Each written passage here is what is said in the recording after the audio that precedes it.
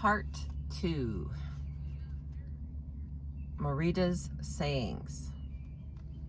Page 73 from Water Bears No Scars. Constructive Living Principles. Morita wrote and said much that is worth quoting. Shigesa Aoki, 1976, for example, collected a scattering of Morita's observations and wisdom. Yozo Hasegawa, 1985, edited another collection focusing on neurosis and its treatment.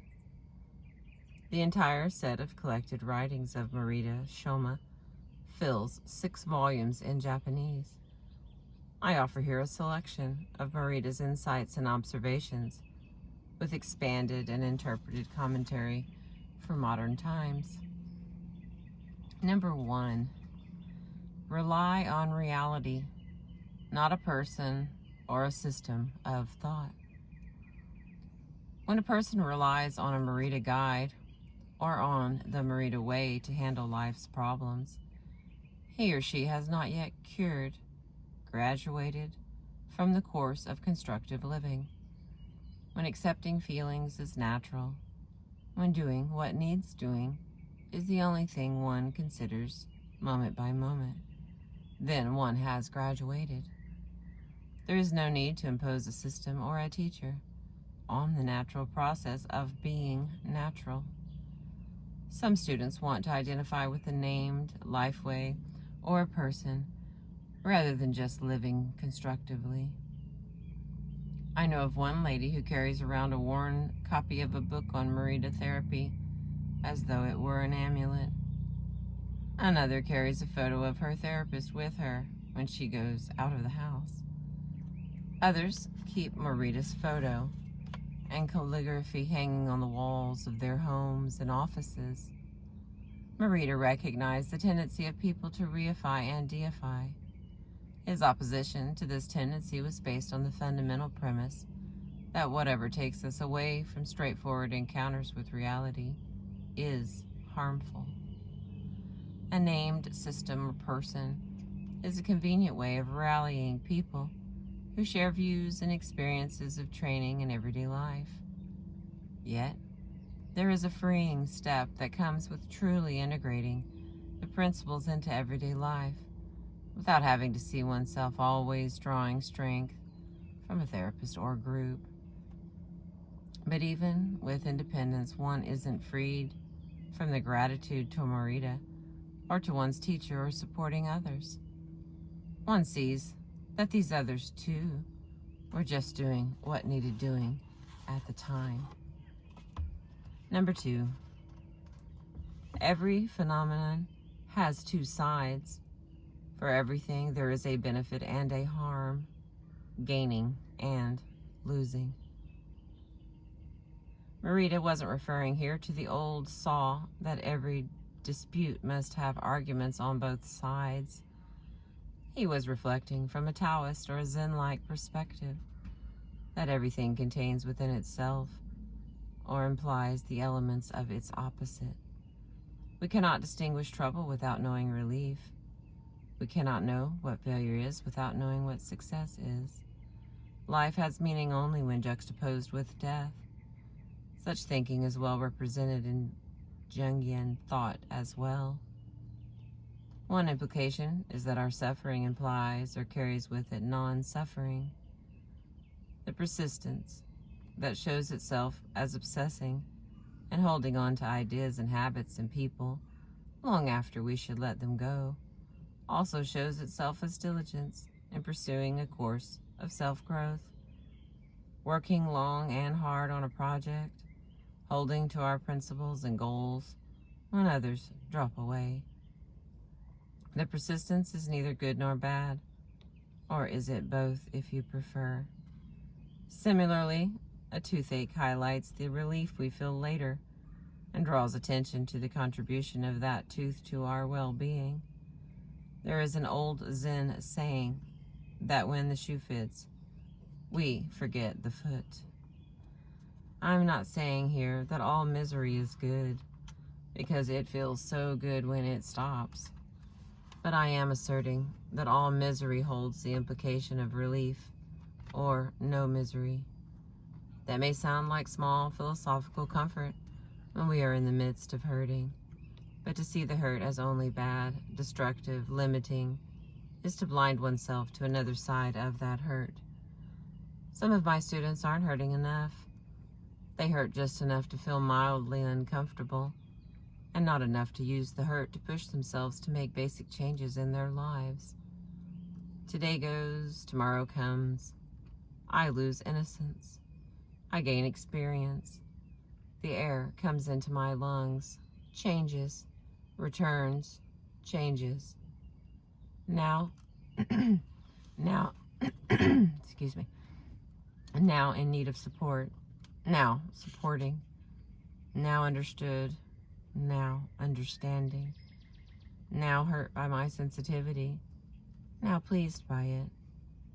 Both sides important, real, true.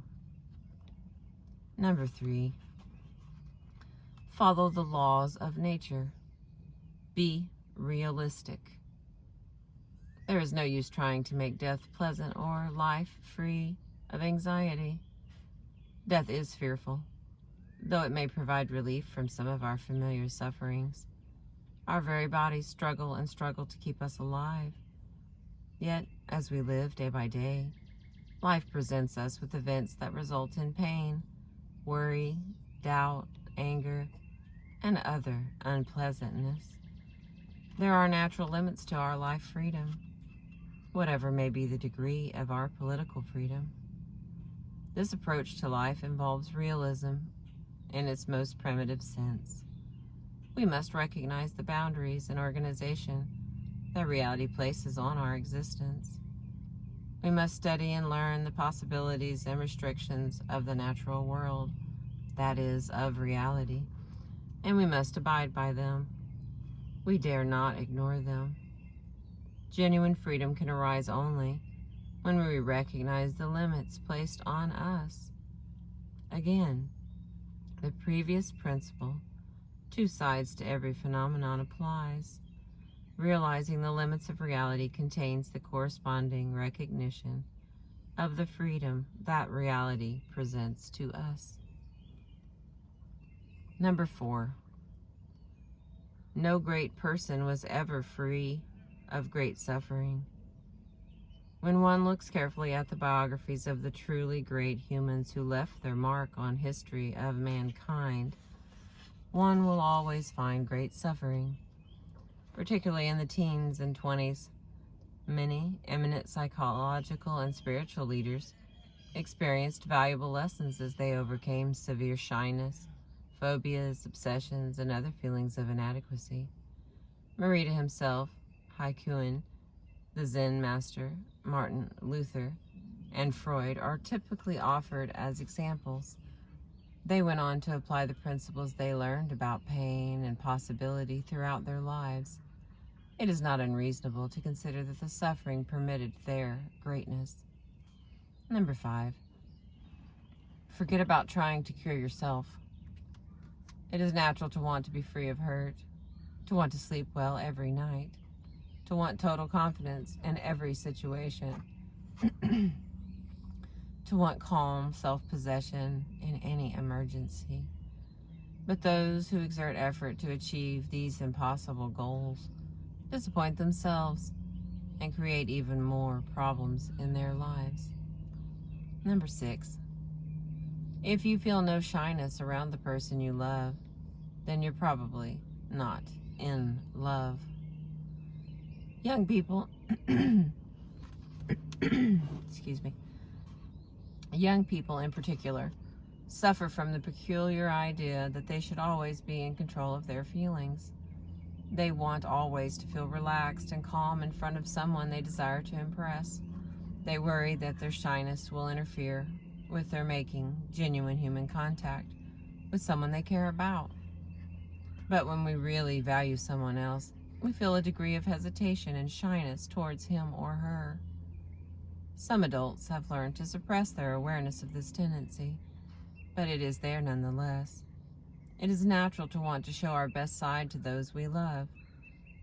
It is natural to fear the revelation of our faults and weaknesses to these special others. Our shyness comes from the awareness of our own inadequacies and an idealistic evaluation of the one we love. Part of growing up involves the acceptance of this shyness in ourselves and learning to ask for the telephone number, or ask for the date, or introduce ourselves, or make the phone call, in spite of this hesitation.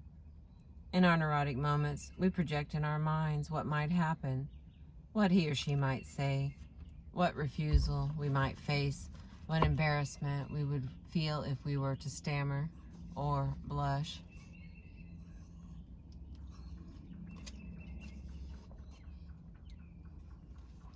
In social life, our task isn't to feel like James Bond or Princess Diana at all times. Rather, we do what is appropriate. Wait for reality, in this case, the person we love, to respond, and then act appropriately on the basis of that new information from reality. Such a life strategy is more feasible than trying to extinguish our shyness or create an attitude of extreme confidence. There is, in my view, a sort of purity in the shyness that love produces. Excuse me.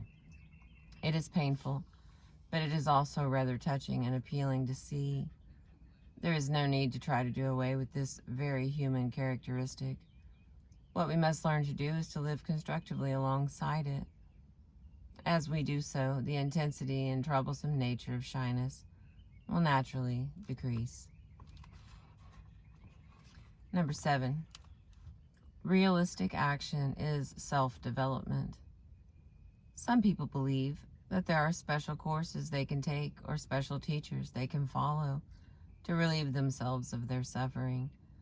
But the most effective means of preparing oneself for constructive living is to live constructively. The measure of an effective course or a wise guide lies in the pressure it exerts on the student to put into practice a realistic life way. Beautiful philosophical talk only prepares the student for more philosophical talk. Marita wrote that there are some life ways that will withdraw us from the world. We can sit at home all day reading or reciting prayers, and it won't matter whether the wind is blowing or the rain is falling outside. Other life ways suggest that we should run out in the wind and rain to accomplish our purposes, as though storms didn't exist. Such approaches seem rather extreme and unnatural. The first approach requires too much limitation of our action. Moreover, it teaches that our natural feelings of joy and pleasure should be suppressed if we wish to conquer our sorrow and pain. The second approach asks of us the impossible, to ignore the cold, to find hurt pleasurable. Our strategy of constructive living accepts the reality of hunger when we haven't eaten, cold when we are wet to the skin, joy when we are kissed, and satisfaction when a difficult hurdle is overcome. The feelings are real, the storms outside are real, and when we go about doing what needs doing, preferring indoor tasks when the rain is falling, and outdoor tasks when the sun is shining, running out in the rain only when necessary. Number 8, neurotically sensitive Shih-Tzu people get caught up in theory and go to extremes. Because Shih-Tzu people lack breadths of experience, they also lack common sense standards by which to judge their actions. So when they hear of a new faddish cure, or when they are advised to try something, they go overboard. I mentioned to one student that some food allergies seem to have strong psychosomatic components, that the symptoms can be influenced by hypnosis. He came back the next week rather ill because he had ignored his previous dietary restrictions and gorged himself on foods that hadn't agreed with him in the past. We must be careful in guiding overly sensitive clients who sometimes focus on ideas in a narrow way and pursue them with extreme enthusiasm. We suggest to some students that they study their neurosis, that they observe it objectively. But study may be taken to mean reading books about neurosis, and the student may spend day after day immersed in technical texts. Similarly, Shinkai-shitsu people may move from the extreme of being very sensitive to others' views and opinions to extreme selfishness and insensitivity as they begin to grasp the principles of clinging to one's purpose and doing what needs doing. Thank you for listening.